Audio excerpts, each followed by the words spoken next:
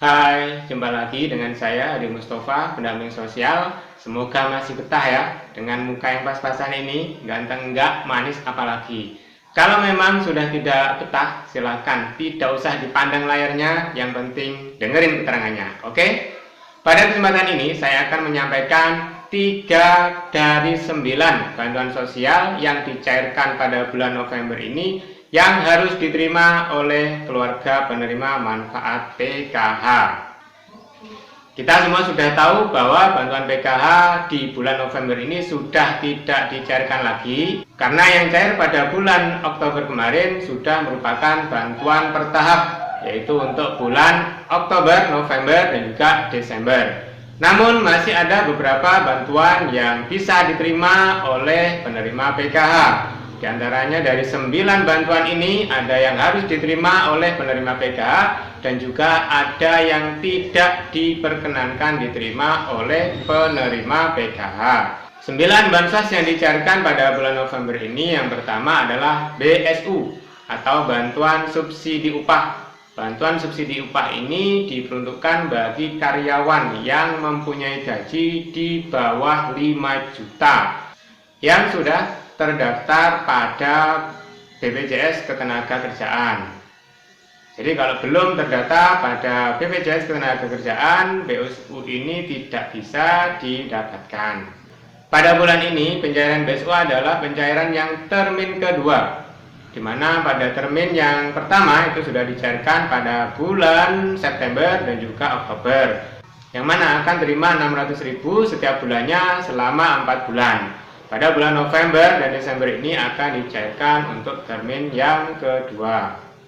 Bantuan yang akan dicairkan pada bulan November yang kedua adalah BST atau bantuan sosial tunai. Bantuan sosial tunai ini ada beberapa macam ya, jangan salah paham, kalau kurang jelas nanti bisa salah paham. BST yang akan cair lagi ini adalah BST yang reguler, yang dimana sudah mulai dicairkan pada bulan April, Mei, Juni. Dan kemudian untuk bulan Juli sampai dengan Desember ini dicairkan lagi dengan nominal yang berbeda. Untuk bulan April, Mei, Juni dicairkan dengan nominal 600, kemudian untuk bulan Juli sampai dengan Desember ini akan dicairkan dengan nominal 300.000. Ini beda dengan BST BPNT. BST BPNT itu hanya dicairkan sekali saja, yang sudah cair pada bulan Agustus akhir dan juga awal September. Bansos yang ketiga yang akan dicairkan pada bulan November ini adalah BLT Dana Desa. BLT Dana Desa ini juga hampir sama dengan BST, akan dicairkan dengan nominal 300.000. Untuk BST dan BLT ini datanya ada di kecamatan ataupun kelurahan masing-masing. Jika penerima sudah menerima, ini juga akan menerima. Namun juga memang dari awal belum pernah terima, ini datanya sudah tidak bisa diupdate lagi. Jadi yang cair adalah yang bulan-bulan kemarin sudah pernah cair. Untuk ngecek datanya siapa aja penerimanya, bisa datang ke kantor kecamatan masing-masing.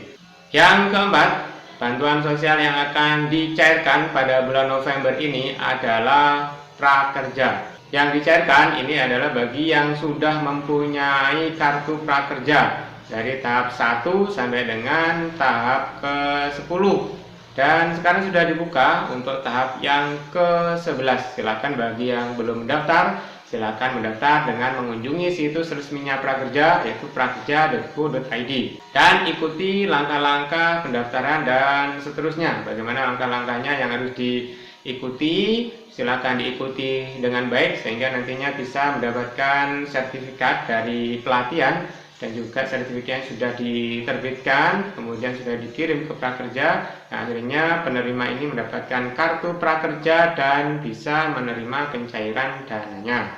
Yang kelima yang akan dicairkan pada bulan November ini adalah bantuan presiden untuk UMKM, usaha mikro, kecil, dan menengah. Jadi yang kemarin sudah pernah cair, nah sekarang juga cair lagi, yang masing-masing juga akan menerima 2,4 juta. Ini hanya sekali ya, yang kemarin belum sudah cair, untuk periode ini tentunya tidak cair.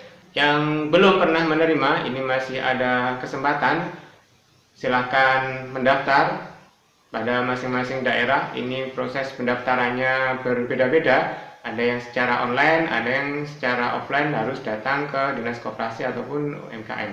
Ini masih dibuka sampai dengan akhir November. Begitu juga dengan tadi yang prakerja, ini masih dibuka untuk termin yang ke-11 sampai dengan bulan November ini. Yang keenam yang akan dicairkan pada bulan November ini adalah BLT bagi guru honorer.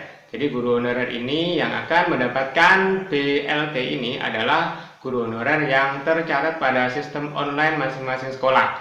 Kalaupun dari madrasah itu melalui sistem simpatika, kalaupun yang dari sekolah SD, SMP, SMA ini yang tercatat pada Dapodik. Namun ini ada kabar terbaru bahwasanya bagi guru honorer yang telah terdata pada prakerja ini tidak bisa menerima bantuan guru honorer ini. Jadi yang sudah menerima prakerja, karena banyak sekali guru-guru honorer yang juga mengikuti prakerja yang akhirnya juga sudah cair, maka info terbaru ini bahwasanya yang sudah mengikuti prakerja ini tidak bisa untuk mendapatkan BLT guru honorer. 3 yang terakhir ini, bantuan sosial ini yang harus didapatkan oleh KPMPKH, yaitu yang pertama, jadi yang urutan yang ke-7 dari 39 yang harus didapatkan oleh KPMPKH. Yang pertama adalah bantuan kuota untuk belajar.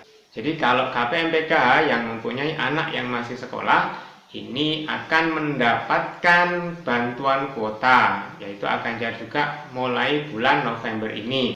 Namun yang akan mendapatkan ini pun tentunya yang sudah terdata. Jadi Bapak Ibu kalau merasa kemarin sudah pernah didata, diminta nomor teleponnya oleh sekolah, maka insya Allah pada bulan ini akan mendapatkan bantuan kuota.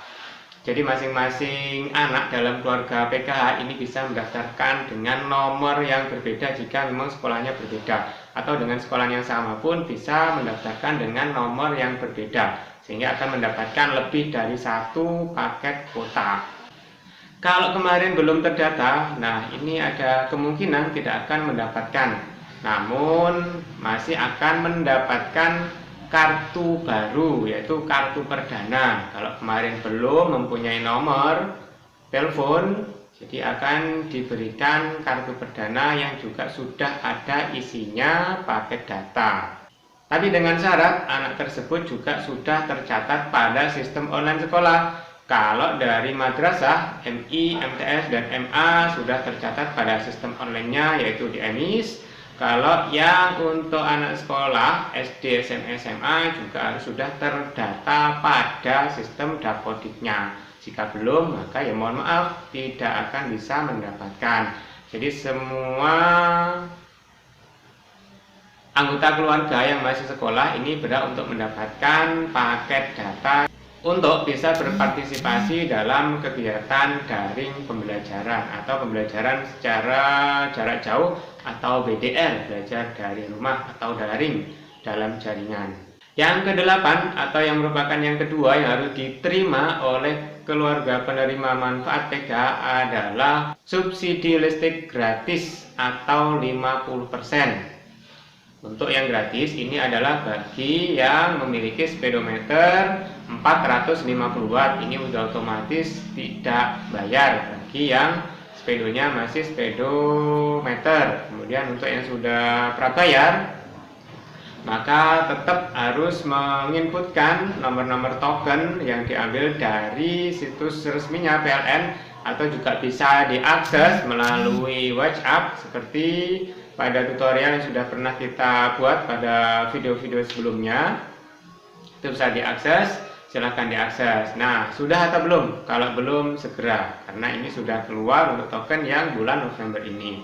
Untuk yang 900 volt tentunya ini masih sama dengan yang kemarin, masih mendapatkan subsidi 50%. Ini bagi yang prabayar tetap harus mengakses tokennya, diambil melalui WA maupun melalui situs resminya PLN dan dimasukkan ke speedometernya.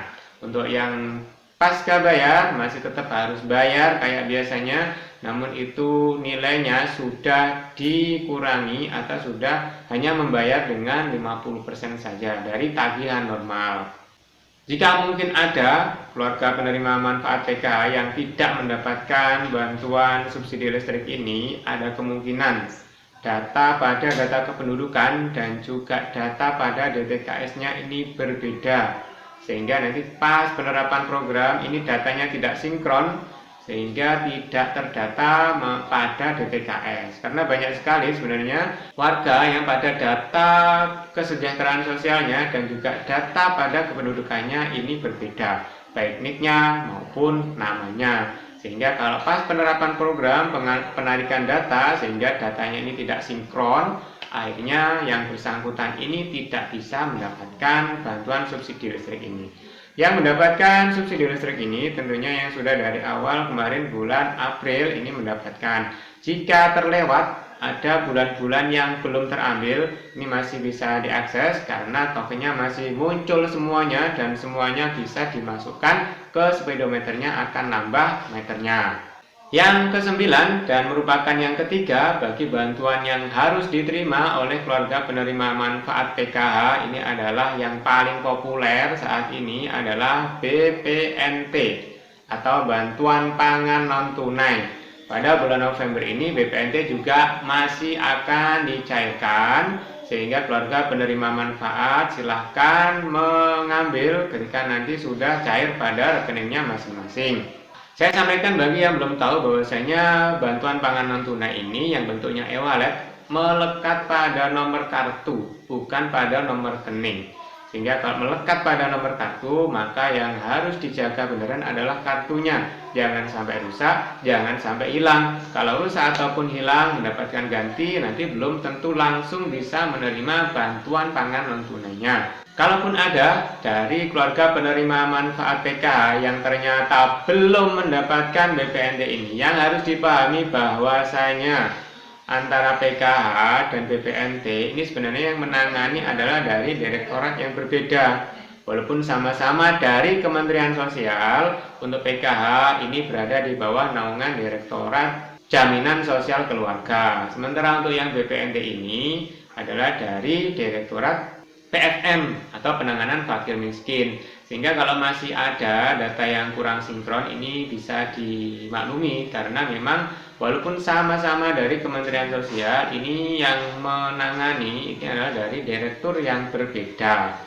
Sehingga mohon pengertiannya, mohon kesabarannya bagi KPMPK yang belum menerima sampai sekarang ini, belum menerima BPNT, mohon bersabar. Ketika nanti ada sinkronisasi data, mudah-mudahan bisa tercover. Yang belum pernah dapat bisa kemudian dapat. Begitu juga sebaliknya bagi penerima BPNT yang belum mendapatkan PKH, karena tadi sudah saya sampaikan, ini yang menangani adalah dari direktur yang berbeda. Setiap tahunnya ada tambahan PKH. Mudah-mudahan dari KPM BPNT yang belum menerima PKH dan mempunyai komponen atau terpenuhi syaratnya, tahun depan bisa mendapatkan bantuan PKH-nya.